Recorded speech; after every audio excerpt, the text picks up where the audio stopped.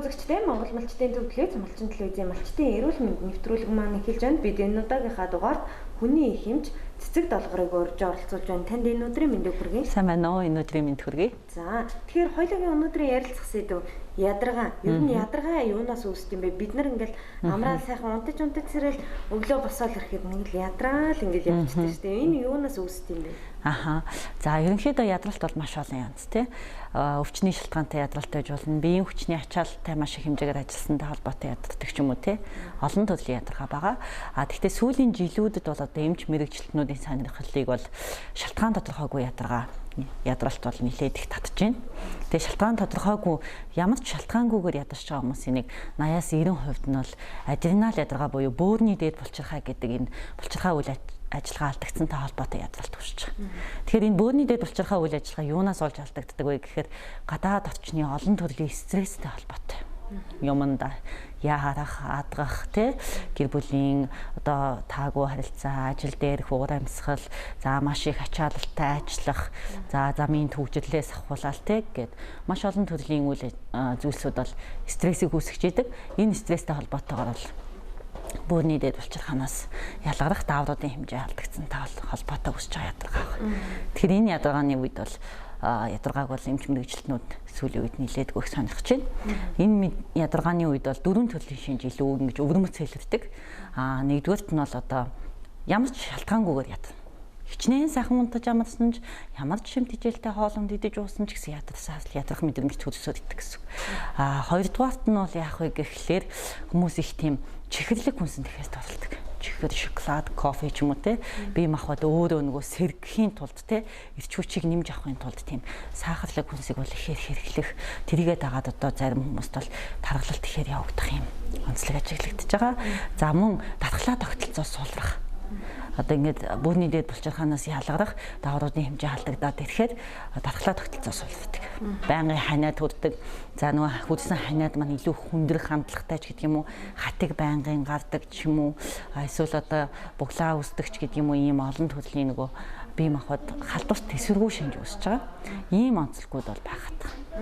Тэгэхээр ядрахаас одоо хэрхэн яаж урьдчилан сэргийлэх ёстой юм тийм ээ.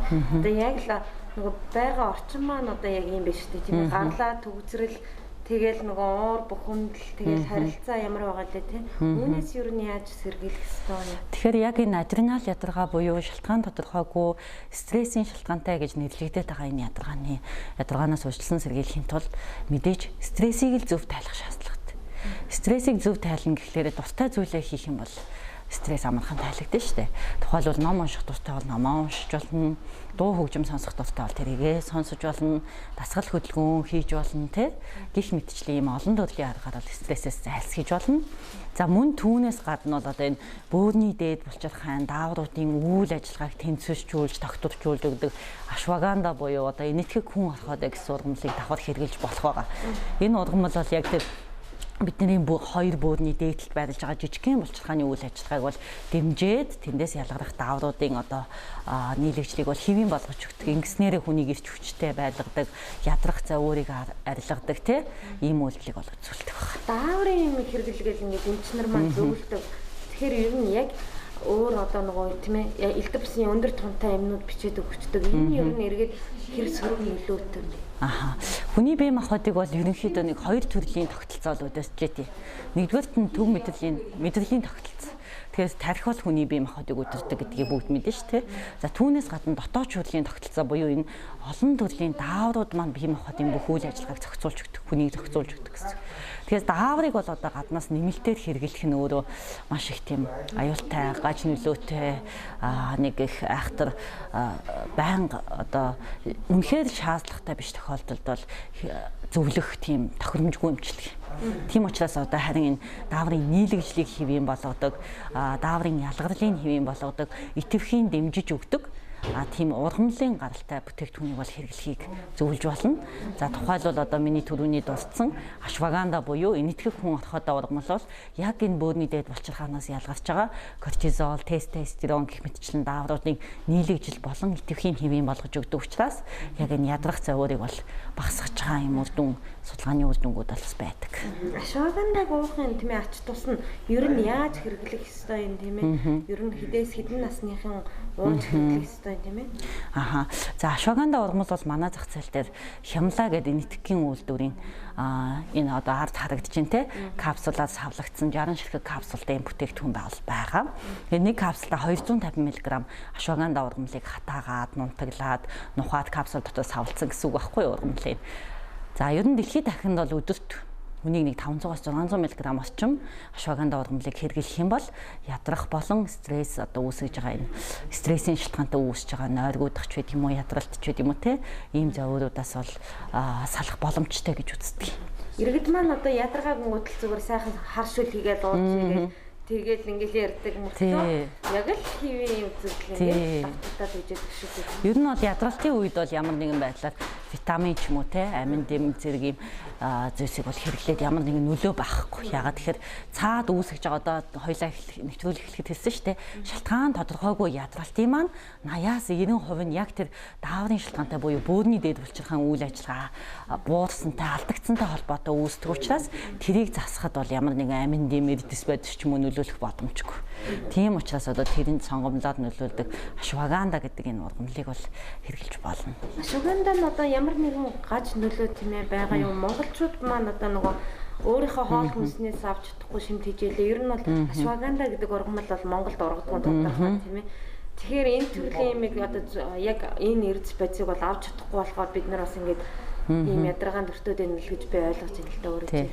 Яг одоо ингээд нөгөө бүртгэгдсэн гаж нөлөө бол байхгүй. Ашваганда ургамал манай монголчуудад нэлээд тохиромжтой санагдаж байгаа бас нэг давуу тал нь юу гэхээр зөвхөн ядралтыг арилгадаггүй, зөвхөн стрессийг бууруулдаггүй, мөн олон давхар үйлдэлтэй. За тэр олон давхар үйлдэл донд нь өрөвслийн эсрэг үйлдэл байдаг. Элэг болон тархины эсийг хамгаалах үйлдэл байдаг те. За үе мөчний одоо эд эсүүдийг хамгаалах үйлдэл байдаг ч гэх юм уу. Ингээд нөгөө монголчуудад түгээмэл байдаг өвчлөлийн үед бол одоо энэ ургамал харин ч бүрээ эргээд нөлөөлөх боломжтой учраас ямар ч одоо суурь өвчтэй хүн бол ашвагандаг давхар хэрэглэх боломжтой. Харин жирэмсэн эмэгтэй бол заавал мэдээж жирэмсэн эмэгтэй бол ямар нэгэн ийм хүнсний нэмэлт, эрүүл мэндийн нэмэлтийг хэрэглэхдээ заавал хяналтын эмчийн зөвлөмжийг авах хэрэгтэй байдаг шүү дээ. Тийм учраас жирэмсэн эмэгтэй бол хяналтын эмчийн зөвлөмжийг авна. Ашвагандаг одоо яаж уух вэ? Хэдэн сар уух хэрэгтэй энэ курс гэж байдаг да тийм ээ? Нэг капсулаар өдөрт 2 удаа уuna. Ягаад тэгэхээр дэлхийд дахинд бол нэг 500-аас 600 мг ашвагандаг өдөрт тутамд хэрэглэхийг зөвлөж байгаа гэдээ би түрүүн хэлсэн шүү дээ. Энэ бүтээгдэхүүний тухайд бол нэг капсулда 250 мг ашвагандаа савлагдсан байдаг. Тэгэхээр 2 капсулыг хэрэглэхэд болно. Өглөө орой хоолны дараа хэрэглээ. Тийм. Тэгээд нэг курс нь бол 3-аас 4 хавцаг нэг курс болдог. Гэхдээ бас нөгөө ядралтынхаа одоо завуур хэр их илэрч байгаатай холбоотой. Их уур уцаартай, их бохимдалтай, эсвэл их сэтгэл санаа тогтворгүй, эсвэл маш их хэмжээний юмыг толгойд ирэхэндээ хэрэгцүүлж боддог тий. Тэгээд стресс ингээд их байгаа. Эсвэл байнга ядарч байгаа завуур бол одоо нэлээд хүнд илэрч байгаа ийм нөхцөлд бол тунг 2-оор өдөрт 2 удаа болтол бол нэмж болно. Тэгээд илүү удаан хугацаанд буюу 6-аас 7 сар уух шаардлага үүснэ. Хэрвээ одоо стресс дөнгөж үүсч эхэлж байна. Би бол одоо сэргийлэх шаардлагатай байна тий. Ядралт маань ингээд завуур маань надад мэдэгдэхүйц болж эхэлж байна гэж үзчихээвэл нэгээр өдөрт 2 удаа уух боломжтой. Нэг 3-аас 4 хасдаг 3-аас 4 сар гэсэн. За энэ бүтээгдэхүүний тухайд бол нөгөө эмчийн жоргуу олгож болдог. Тийм тэгэхээр нөгөө жоргуу эрүүл мэндийн нэмэлт бүтээгдэхүүн гэдэг ангилалд явж байгаа учраас эмчийн одоо заавалжаар авахгүйгээр дурын хэмээ сангаас аваад авах боломжтой гэдгээр бас авт иргэдэд нэлээд давуу талтай хат. Иргэдийн хувьд тийм ээ ядаргаа ихгүй ингээл сая шалтгаангүй ядаргаа тийм ээ ингээд удаан үргэлжлүүл ер нь цаашдаа ямар зөв вэ? Ер нь бол одоо энэ адреналь фатигэ гэдэг дэлхийд дахинд яригдж байгаа адреналь ядаргаа гэдэг байгаа тийм энэ стрессийн шалтгаантай ядаргааны одоо хамгийн одоо сүүлийн хүндрэл үүсгэж байгаа зүйл нь бол нэг бол маш их уур уцаастай догшин авиртай болох тийм энэ бол нөгөө стрессийн шалтгаантай үүсэж байгаа хүндрэлүүд шүү дээ. Нөгөө талаараа эсвэл сэтгэл готрох, эмгэг үүсэх юм боломжтой. За тэгээ байнгын ядраад хахад мэдээж хөдөлмөрийн бүтээмж, амьдралын үйл ажиллагааны хэвийн хэмнэлүүд алдагдаад эхэлнэ. Тийм. яг л одоо нөгөө бага насны өсвөр насныхан маань бас нэлээ юм ааш зан олдохгүй болоод тийм ээ нэг юм зантай болоод байгаа шүү дээ тийм ээ. Тэгэд бага наснаас гэхээр одоо хідээс хідэн насныхан боломжтой ер нь насны хувьд ямар хүмүүс уух боломжтой? 12 наснаас дээш нэ бүх насны хүн хэрэглэх боломжтой. Яг нь өсвөр насны хүүхдүүдийн тухайд бол мэдээж стресс бас байж л байгаа шүү дээ. Шалгалж үлгнээс ахуулаад одоо даалгавраас ахуулаад тий. Тэгэл үеийнхэнтэйгээ хоорондоо харилцаанаас ахуулаад гэр бүлтэйгээ ойлголцоос ахуулаад маш олон төрлийн стресс байгаа учраас өсвөр насны хүүхдүүдэд бас ууж хэрэглэж болно. Ашваганда хэдийн хугацаанд ер нь уух боломжтой? За нэг дээдл нэг 6-аас 7 сар уугаад нэгээс 2 сар завсарлаад дахиад 6-аас 7 сар уух боломжтой. Хөдөө орон нутгийн иргэд маань бас 100-ыг гэвэл яаж авч уух боломжтой? Ерөнхийдөө бүх хэмжээний сангуудаар байна. Ямар нэгэн эмчийн жоргуугаар алгадгаар. Тий, эрүүл мэндийн нэмэлт бүтээгдэхүүн учраас эмчийн жор шаардлагагүй. Өдөр чиглэх дээд тун бол 2 өдөрт 2 удаа, барих тун бол 1 өдөрт 2 удаа хэрэглэж болно. За баярлалаа бидний урилгыг хүлээн авч ирсэн. За баярлалаа. Үзэгчтэй эмчтэй эрүүл мэндийн нэвтрүүлгийн маань энэ удаагийн дугаард ядаргаа сэдвийн хүрээнд ярилцлаа. Дараагийн дугаар хүртэл түр баяртай.